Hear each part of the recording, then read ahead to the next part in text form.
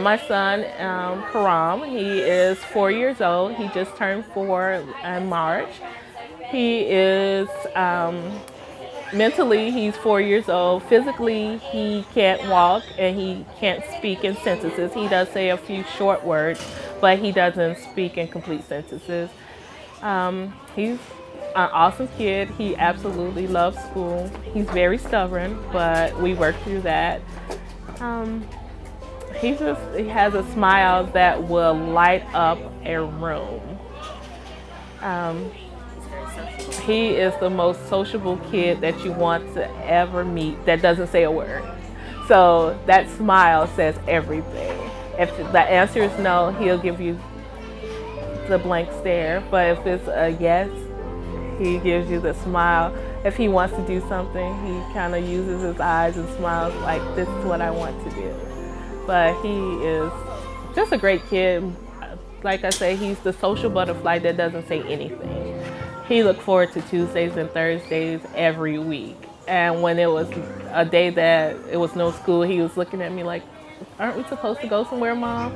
And even though he doesn't speak, he can give you nonverbal cues that you read a lot. But the first experience I remember was he was washing babies in the water tub on the playground. And that was just so special because he never liked playing with toys. He was always leery of putting his hands down in cold water and things like that. But he absolutely had a blast. His friends were splashing water all over him. And he was just smiling and washing babies. And he was standing in a gait trainer, which he absolutely hates to stand on his legs most days. But he didn't even realize he was standing in his gait trainer because he was having so much fun. Even though he can't speak and he can't walk, he does have the mind of a 4-year-old and he wants to be in control. And he can't be in control of everything that he does, but certain things he can control, and I want him to be able to make those choices known. So that's why I chose for him to go to both schools rather than just one. And he needs the speech and language, he needs to adapt to PE, but he needs the socialization skills that he's forming here at RBC. He's working more with reaching for, having purposeful meaning with reaching for things. Because usually he used to have like a startle reflex where he would just do his hands out like this. Now, if his hand goes out, that means I'm going to go reach for something or I'm going to give you a hug. It's not, I'm startled anymore. That reflex has gone away. He, I mean, is the most sociable kid you ever want to meet. He is being walked down the hall in his gait trainer and he does like this to everybody. So all the 4th and 5th grade kids at the public school know him. Here, the 4 and 5-year-old kids know him. And everyone wants to play with him, and that makes him feel great, and that makes them feel good to say, hey, I have a new friend. So those social milestones are really being reached, and he really has a sense of, hey, I'm just like everybody else. He doesn't feel different at all, even though he does things a little bit differently. He's, hey, I'm 4, just like my friends.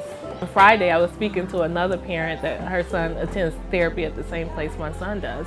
And she was leery about her son turning 3 and what should she do. And I told her, because she comes over to RBC for the Mommy and Me class, I said, you should enroll him in the 2-year-old program. And she's like, well, you know, it's not that long. I said, it's not that long, but it gives them the sense of independence.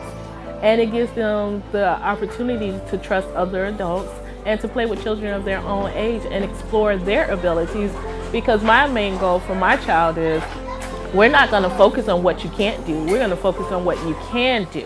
And if you want your child to succeed, you can't handicap them. You have to make sure that they're doing as much as they can on their own. Consider your experiences with inclusion, the children's experience, and all the members of this community. What part of Karam's story inspires you? What would you like to ask Karam's mother, Danielle, more about?